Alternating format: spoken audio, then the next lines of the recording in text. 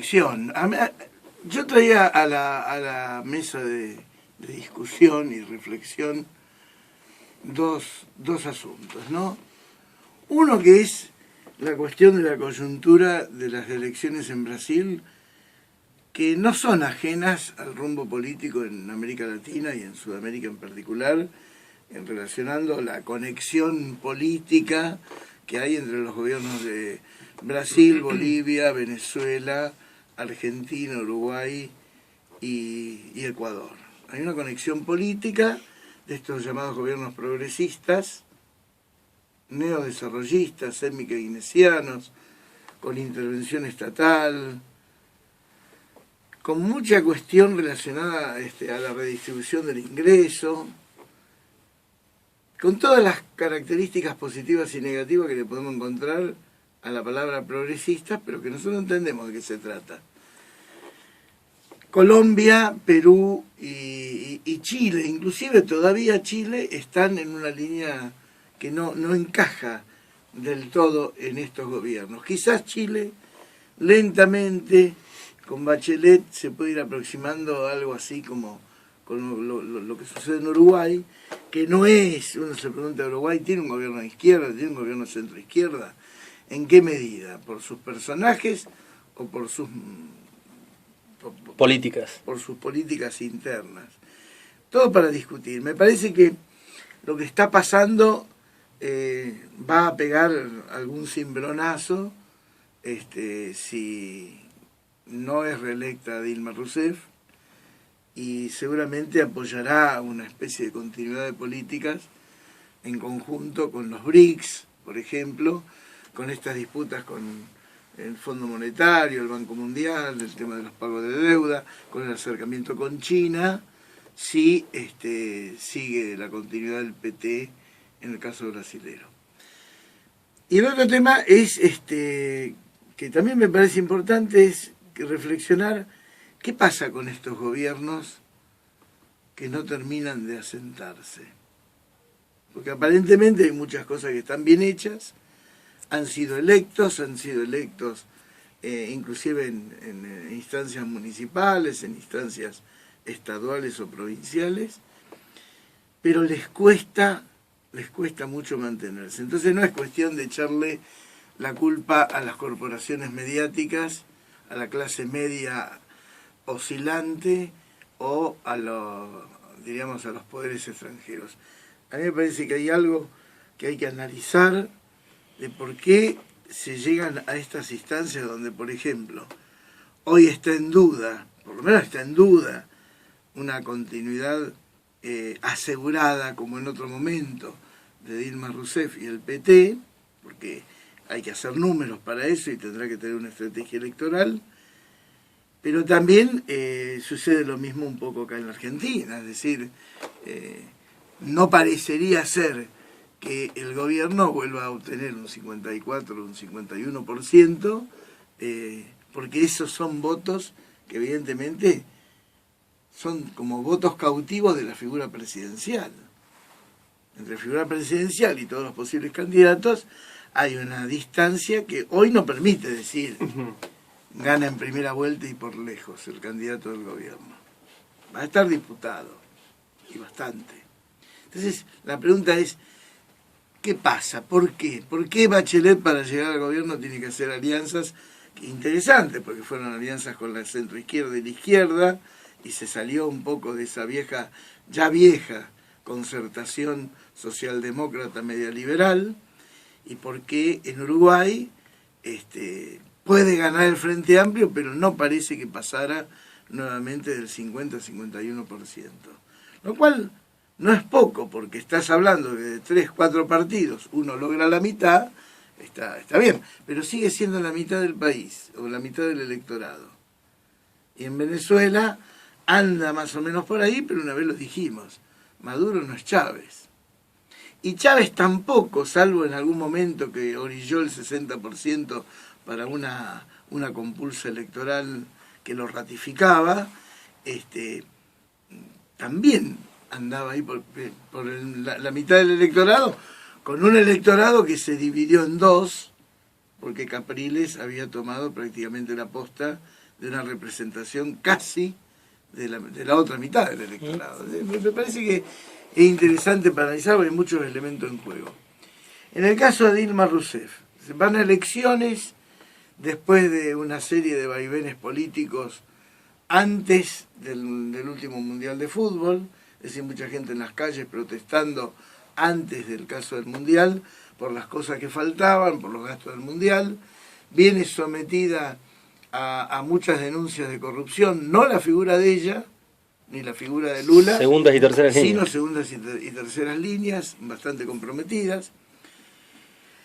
Ha obtenido resultados importantes en el caso de la redistribución de los ingresos, bajó el nivel de pobreza, mejoró todos los índices relacionados con el consumo, bajaron los índices de hambre y de miseria, mejoró el empleo y en la economía macro, Brasil sigue siendo el principal exportador de materias primas como la soja y un gran productor de petróleo después de Venezuela, con una intervención estatal muy fuerte y con una presencia en el mercado mundial también muy fuerte. Es decir, Brasil ha crecido y ha crecido redistribuyendo. Sin embargo, ¿cómo apuntó la oposición al gobierno para hacer su propia campaña? En 2 puntos. Uno, planteando que iban a hacer aquellas cosas que eran necesarias en materia social, que todavía el gobierno no las había logrado. Es decir, apuntando a ese espacio de medidas que el gobierno se adeuda para sí mismo, es decir, de todo lo que hizo, faltan cosas para... Y que son generalmente las reclamadas, ¿no? Son las reclamadas, cuestiones sociales, todavía más empleo, menos pobreza, más distribución de la tierra, todo eso. Y el segundo punto que dieron en la tecla, y que evidentemente a la gente le debe llegar, es el tema de los niveles de corrupción, porque no es solamente a nivel oficial ejecutivo, sino que en cada estado, en cada municipio, hay múltiples quejas. Por eso en general en Brasil se ha venido dando, también en Argentina en cierta medida con este tema de cuando desdoblan las fechas, que lo que se elige no es todo el mismo tronco de un partido, sino que en cada caso, en algunas ciudades, en algunos estados, se eligen alcaldes, intendentes, prefeitos, se llaman allá, o gobernadores que no son necesariamente todos en sintonía al mismo partido, porque hay casos y casos, hay cuestiones donde algunos están más cerca, trabajan bien, otros son denunciados por corrupción. Bueno, hay una movilidad y hay una cosa muy tradicional, es decir, hay todo un norte muy pobre en la zona de la Amazonia y todo el nordeste y norte y oeste brasilero que sigue en líneas generales las políticas de Lula y Dilma, y hay una fuerte presencia en el, diríamos, centro-sur, que es el más populoso, el más turístico, el más industrial, el que mayores recursos tiene, con mucha población, que ahí es donde aparece retaseado, o por lo menos más distribuido, las posibilidades del voto. ¿Quién aparece como posible sucesor, en todo caso si gana, y como un gran competidor? Sorpresivamente, un descendiente de un expresidente, un nieto de un expresidente brasilero, se llama Aécio Neves, el presidente de esa figura era Tancredo Neves, la salida de la dictadura, y es de la escuela de Fernando Henrique Cardoso, o sea que evidentemente con una mirada más social y algo populista en las cosas que propone, Neves viene del neoliberalismo, de los tiempos del neoliberalismo en Brasil, donde estaban, recuerden, Fujimori en Perú, Menem en la Argentina y Fernando Henrique Cardoso en Brasil. Pero hay una diferencia, Fernando Henrique Cardoso es un gran político, un gran estadista, un hombre muy culto, un académico,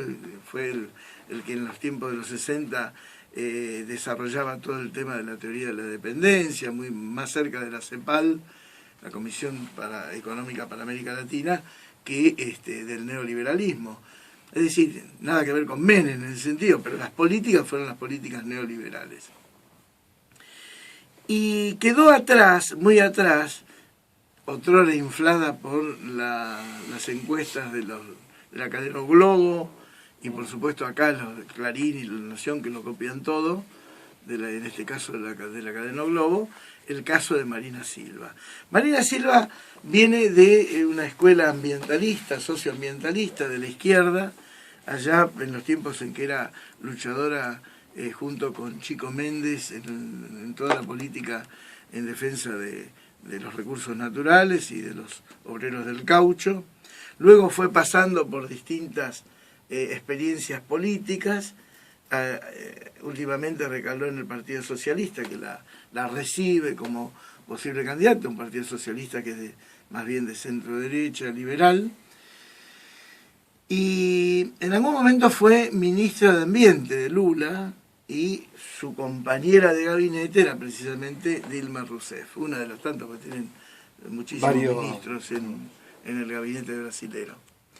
Y su pelea con Dilma precisamente era que frente a la necesidad del desarrollo de la industria, que trae aparejado problemas ambientales, ella planteaba por encima de la industria los problemas ambientales que había que evitar o tratar de solucionar. Hubo cortocircuitos. Marina Silva se va y pasa a ser candidata opositora. Y también sale tercera y va a ser una especie de árbitro en la primera elección que gana Dilma Rousseff, con una cantidad de votos similar, 20 millones.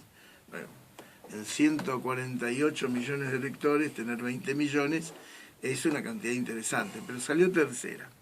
En este caso fue inflada como segunda y casi con una paridad técnica, evidentemente para desgastar la figura de Dilma Rousseff o para gastar la figura de Marina Silva,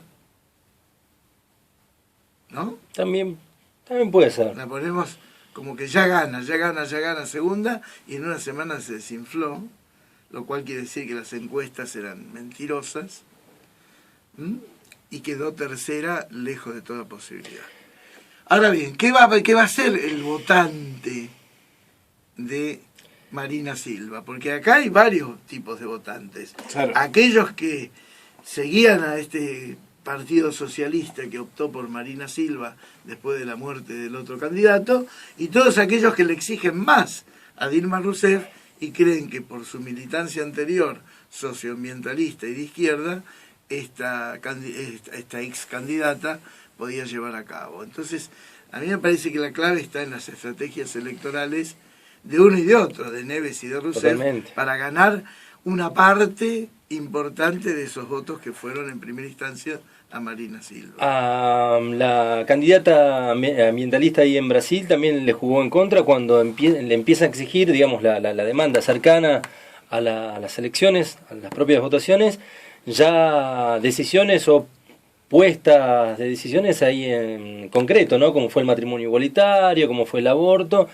Las declaraciones que daba le restaron muchos votos dentro del ambiente progresista también de Brasil. Sí, y a mí me parece que le quitó mucho peso el debate cuando ellas dos discutían, porque lógicamente como estadista y como política, y por su experiencia gubernamental, y más aún de 4 años que ella considera exitosos, que son exitosos porque ha logrado el 41% de los votos, ¿no?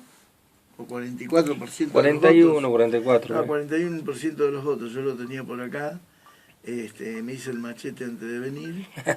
Sí, tiene el 41% de los votos, Neves el 34,5% y Marina Silva el 21%. En 140 y casi 143 millones de electores.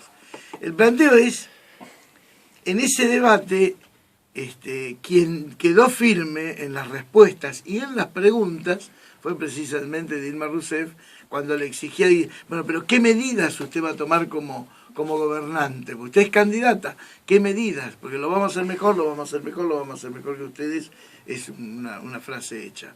A mí me parece que la gran parte de la comunidad se dio cuenta que estaba inflada la figura de Marina Silva, porque, es decir, el establishment, ¿confiaba en Marina Silva o la utilizó? Yo creo que la utilizó porque me parece que todo el mundo se da cuenta que Marina Silva no está a la altura de una presidencia, todavía al menos una presidencia de la nación. Me parece que hay que manejar un país como Brasil, y Marina Silva, aparentemente por el juego político que hace y por estas contradicciones que tiene y por esto de ser socioambientalista, pero metida en sectores neoliberales y prácticamente denunciando medidas neoliberales, llegan a estos momentos de indecisión.